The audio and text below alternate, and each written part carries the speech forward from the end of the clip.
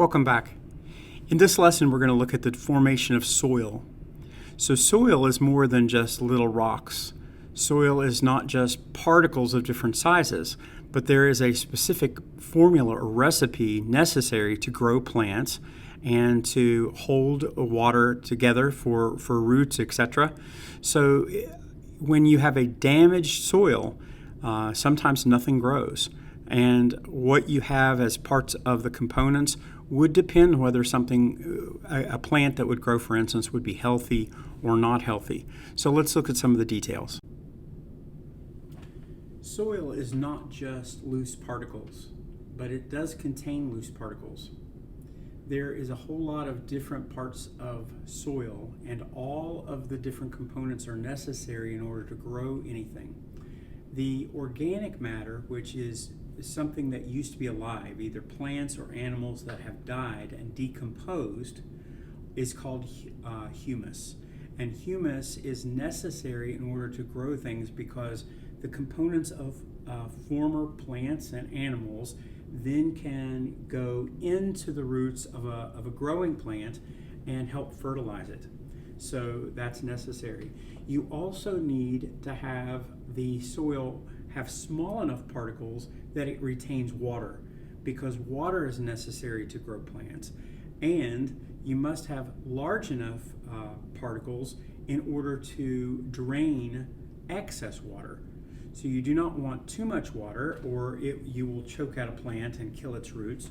You don't want to have no ability for water retention or no ability for water to drain. So it needs to be a healthy balance between organic matter, small and large particulate matter, and it takes a long time for soil to actually grow. It takes hundreds of years sometimes for weathered rock to turn into a beautiful garden soil. So there are various layers of the soil. Let's do that again.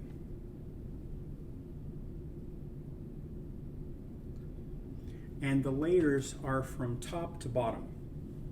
So if you were to have, for instance, bedrock along the bottom of a soil column, then you can still have weathering that happens even in a buried rock.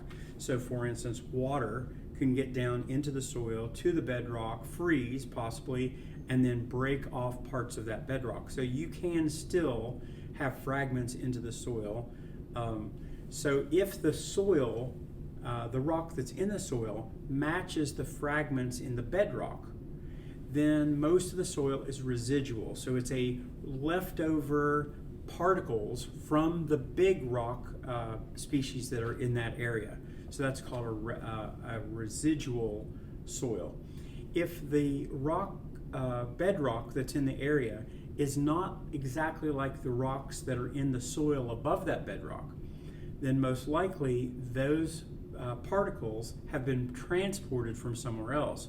So for instance, it was laid down by water running across the surface, or some kind of a stream, or by wind action, or by animals. Something has carried that particle from somewhere to somewhere. So most of the soil is actually transported because it's blown. It's very easy to blow dirt. Big gusts of wind can take the soil and just like throw it into the air, and then it can be deposited somewhere far away from its original source. A soil profile is a vertical column of the various layers of that soil.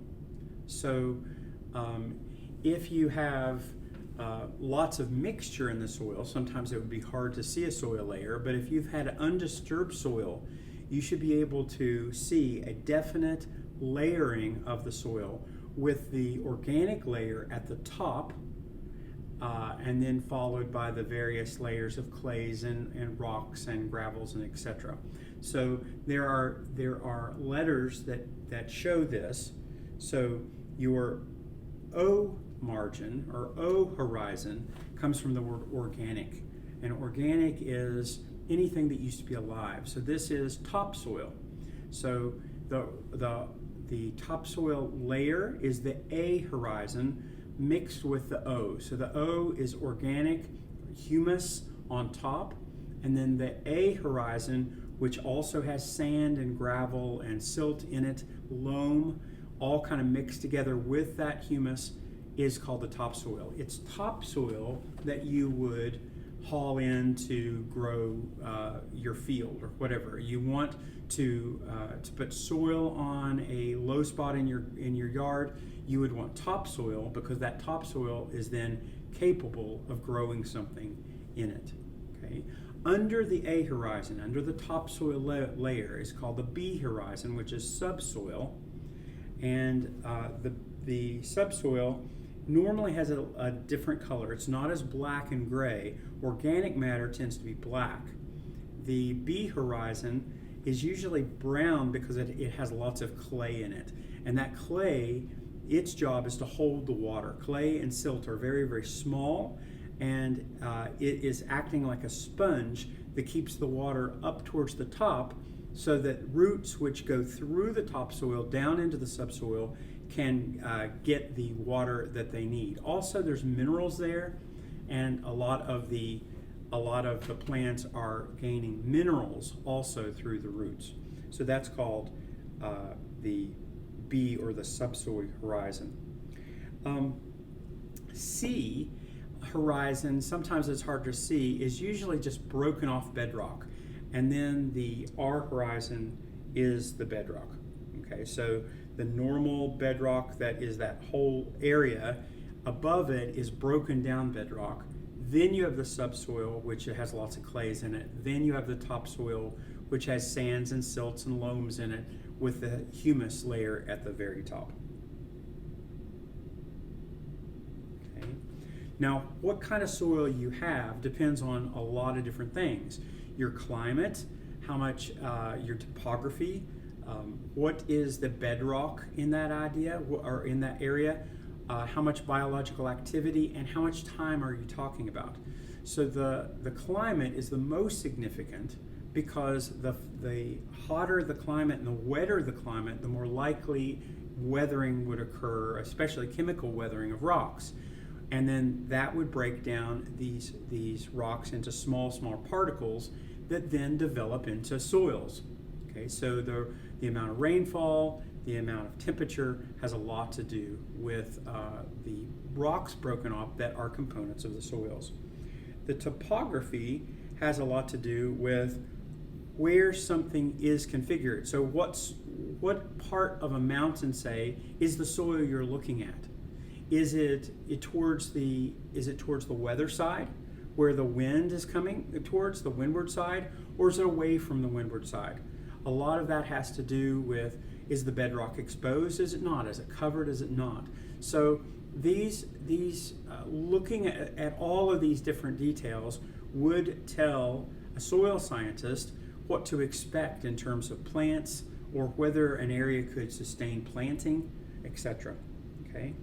Biological activity has a lot to do with, is there something in the ground that can break up the soil so that it's not so packed? So are there roots of plants? Are there worms? Are there fungus? Is there something that can break apart and aerate that soil so that you can get nice and air pockets that then allow more water to get in and more water to drain away? And then the amount of time. So after a forest fire, for instance, you're going to have decades where very little grows, because it takes a long time for soil to develop where soil has runoff. So if you have lots of runoff, where you've had a huge erosion, say in a strip mine, it may take a century or more than a century for an area to grow back to where it looks as if it was.